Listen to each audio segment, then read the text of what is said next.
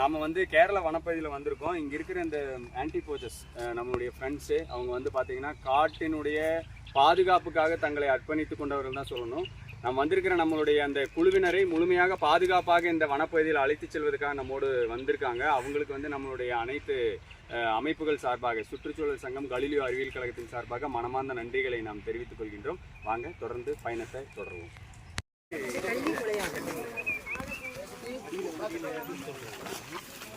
அனைவருக்கும் வணக்கம். உடுமலை சுற்றுச்சூழல் சங்கம், கலிலியோ அறிவியல் கழகத்தின் சார்பாக ஒரு நாள் காடறிதல் முகாமில் இன்னைக்கு சின்னாறு கேரள வனப்பகுதியில் நாம் இருக்கிறோம். கிட்டத்தட்ட 60க்கும் மேற்பட்ட மாணவர்கள் மற்றும் பெற்றோர்கள் மற்றும் சுற்றுச்சூழல் ஆர்வலர்கள் இந்த நிகழ்ச்சியில் கலந்துட்டு இருந்திருக்காங்க.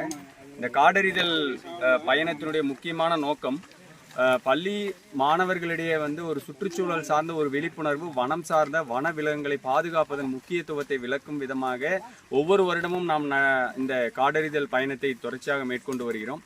அதனுடைய அடிப்படையில் இன்று நாம் வந்து இந்த நிகழ்ச்சிக்கு இந்த ஒரு நாள் காடறிதல் பயணத்துக்கு வந்திருக்கோம். நம்மளோடு கோவை சதாசிவம் அவர்கள் இணைந்திருக்கிறார்கள். அவங்களும் நிறைய தகவல்களை நம்மோடு பகிர்ந்துக்க போகிறாங்க. வாங்க காட்டுக்குள்ளே போகலாம்.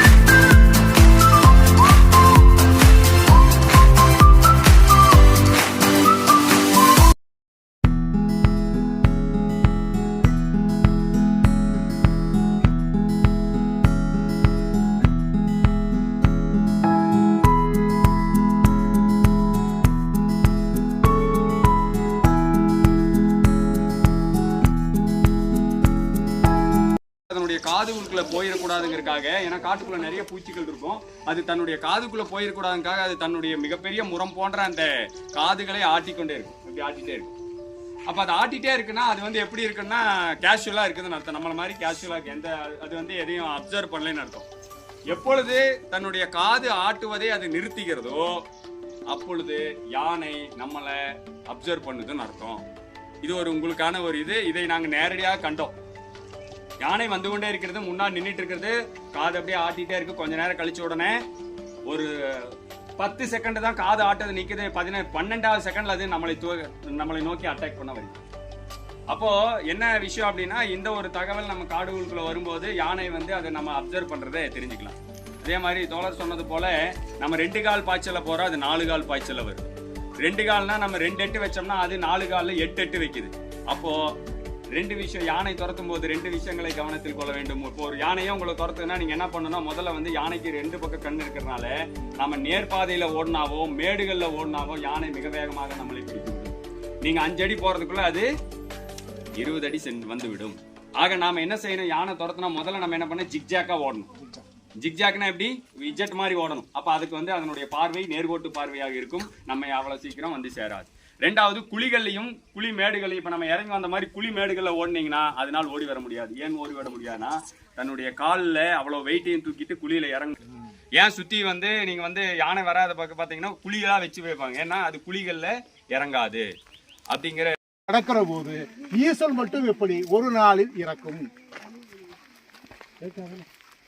ஈசல் என்பது வளர்ந்த கரையான்களில், பருவமடைந்த கரையான்களில், இளமையுள்ள கரையான்களில், சிறகு முளைத்த கரையான்களுக்கு பேர் ஈசல்.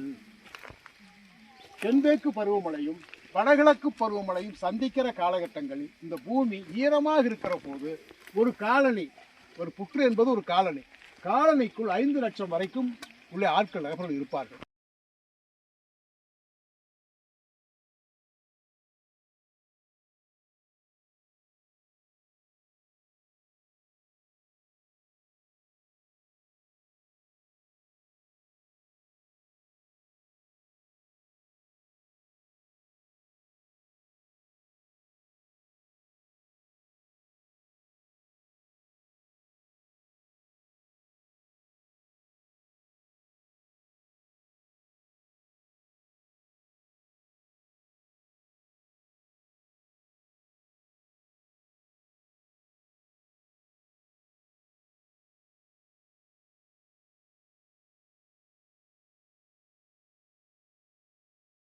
சகோதரியாக பார்த்திருக்கிறார்.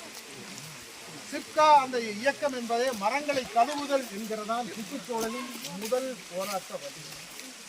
மரங்களை பாதுகாக்கும் போது நாம் மரங்களை கழுவினோம்.